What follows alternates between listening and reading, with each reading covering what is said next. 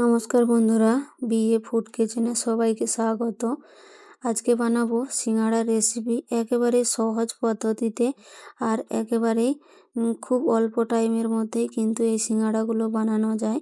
একেবারেই নতুন পদ্ধতিতে বানাবো আর যে কেউ এই রেসিপিটা কিন্তু বানিয়ে ফেলতে পারবে। না তো রুটি বেলার ঝামেলা, না তো মোড়ার ঝামেলা, একেবারেই সিঙ্গাড়াগুলো কিন্তু সহজভাবেই বানানো যায়।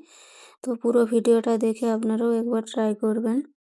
সিঙ্গাড়া বানানোর জন্য এখানে নিয়ে নিয়েছি আমি ময়দা, 1 বাটি ময়দা নিয়েছি, দিয়ে দিচ্ছি স্বাদ মতো লবণ আর দিয়েছি এখানে সাদা তেল, এটা ময়ানের জন্য।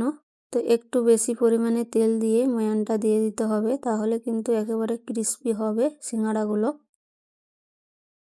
তেলটা ভালোভাবে মেখে নিয়েছি। এখানে আপনারা চিনিও দিতে পারেন, তো 1/2 চামচের মতো চিনি এখানে ব্যবহার করতে পারেন যারা মিষ্টি খেতে পছন্দ করেন। এবারে সব কিছুকে ভালো করে মিশিয়ে নিচ্ছি। তারপর দিয়ে দিচ্ছি এখানে জল, অল্প অল্প জল দিয়ে এটা একটা ডো বানিয়ে নেব। রুটি যেভাবে ডোটা বানানো হয় তার থেকে একটু শক্ত ডোটা রাখতে হবে। এবারে ঢাকা দিয়ে এটা রেস্টে রেখে দিয়েছি। তারপর এখানে নিয়ে নিয়েছি পেঁয়াজ কুচি, কাঁচা লঙ্কা কুচি, ধনেপাতা কুচি আর পেঁয়াজের পাতা কুচি নিয়েছি। আর নিয়েছি চিলি ফ্লেক্স, এখানে নিয়েছি আমচুর পাউডার 1/2 চামচ আর নিয়েছি ভাজা জিরের গুঁড়ো 1/2 চামচ। তো আপনারা চাইলে এখানে চাট মশলাও 1/2 চামচ দিয়ে দিতে পারেন। এবারে আগে থেকে সিদ্ধ করে রাখা আলুটা এখানে দিয়ে দেব, দিয়ে দিচ্ছি স্বাদ মতো লবণ। এবারে আলুটা ভালো করে এখানে মেখে নিচ্ছি সব কিছুর সাথে। আপনারা চাইলে আলুর বদলে অন্য কিছুরও পুর ব্যবহার করতে পারেন।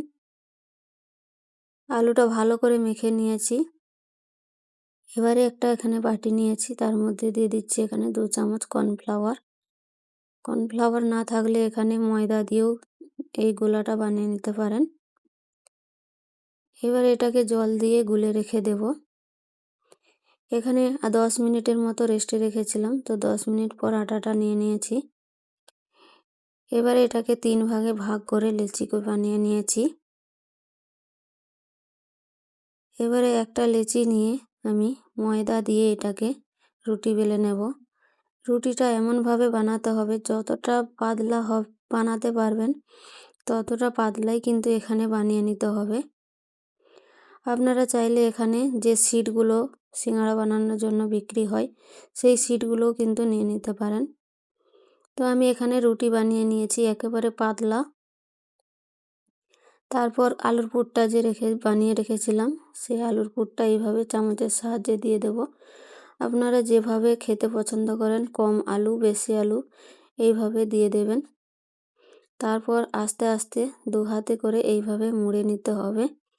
একেবারেই পদ্ধতিটা সহজ, যে কেউ এইভাবে বানিয়ে নিতে পারবে আর এটা অল্প সময়ের মধ্যেই কিন্তু রেডি হয়ে যায়। তো আপনারাও অবশ্যই একবার এইভাবে ট্রাই করতে পারেন। এবারে মুখটা এখানে ভালো করে বন্ধ করে দেব।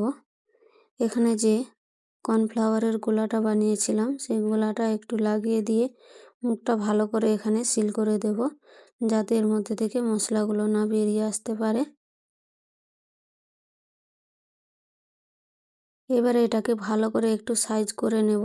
আর মুখের দিকে তো আলুটা নেই, তো আলুটা এভাবে একটু টিপে টিপে সমান করে নেব, যাতে সব দিক থেকেই আলুটা ভালোভাবে হয়ে যায়।